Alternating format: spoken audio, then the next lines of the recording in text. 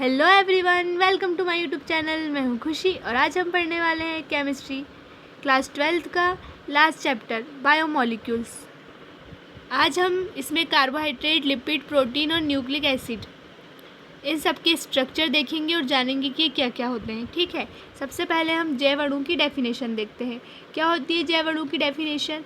ऐसे बृहद अणु मीन्स बड़े अणु जो जीव जंतुओं के विकास यानी कि डेवलपमेंट तथा वृद्धि यानी कि ग्रोथ के लिए आवश्यक होते हैं।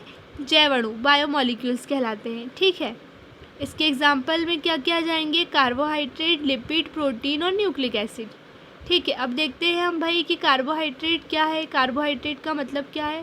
Carbohydrate, carbo means carbon, hydrate mean water. Carbon के हाइड्रेट को कार्बोहाइड्रेट कहते हैं। ये पुरानी डेफिनेशन है। अब हम न्यू डेफिनेशन देखेंगे। कार्बोहाइड्रेट पॉलीहाइड्रोक्सी एल्डिहाइड या कीटोन होते हैं या जल अपघटन करने पर पॉलीहाइड्रोक्सी एल्डिहाइड तथा कीटोन होते हैं। इसके एग्जाम्पल देखते हैं, ग्लूकोज और फ्रक्टोज।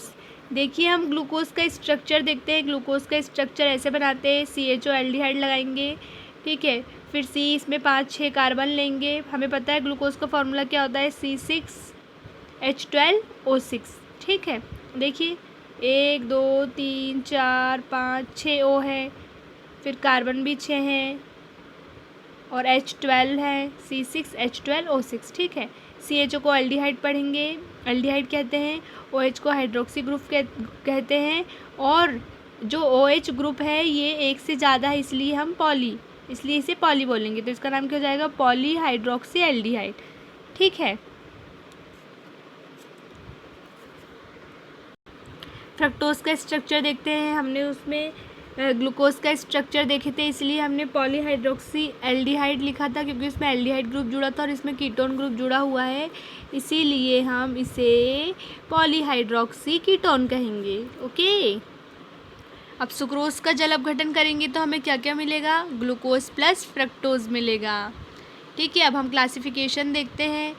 जल अपघटन से प्राप्त इकाइयों की संख्या के आधार पर कार्बोहाइड्रेट 3 टाइप्स के होते हैं, मोनोसेकेराइड, ओलिगोसेकेराइड और पॉलीसेकेराइड। मोनोसेकेराइड इनका जल अपघटन संभव नहीं होता है मोनोसेकेराइड का। इसके एग्जाम्पल क्या क्या होंगे? ग्लूकोज, फ्रक्टोज और गैलेक्टोज एक्सेट्रा। ओलिगोसेकेराइड का क्या है? इनका जल अपघटन करने पर मोनोसेकेराइड की 2 से 10 इकाइयाँ प्राप्त होती हैं, सुक्रोज, माल्टोज और लैक्टोज। और पॉलीसेकेराइड क्या है? इनका जल अपघटन करने पर 10 से ज़्यादा मोनोसेकेराइड की इकाइयाँ प्राप्त होती है, example for starch. Okay, easy है, हमने पढ़ा हुआ है, 10th क्लास में आता है हमें। देखिए हमने ऊपर देखे थे कि भाई जो सुक्रोज है उसका जल अपघटन करने पर हमें ग्लूकोज और फ्रक्टोज मिलती है, 2 इकाइयाँ मिलती हैं। मेन ये क्या है? सुक्रोज क्या है? सुक्रोज ओलिगोसेकेराइड है। ठीक है, माल्टोज का जल अपघटन करेंगे तो ग्लूकोज और ग्लूकोज में टूटेगा, ये भी ओलिगोसेकेराइड है। लैक्टोज का जल अपघटन करेंगे तो ग्लूकोज और गैलेक्टोज मिलेगा, ये भी ओलिगोसेकेराइड है। ओके फ्रेंड्स, आज के लिए इतना ही। देखते हैं कल हम क्रियात्मक समूह कार्बन की संख्या के आधार पर कार्बोहाइड्रेट का वर्गीकरण देखेंगे। Okay, thank you so much. इसी प्रकार की वीडियोस देखने के लिए चैनल को लाइक एंड सब्सक्राइब कीजिए और वीडियोस कैसे लग रहे हैं कमेंट करके ज़रूर बताइए। Okay, bye bye.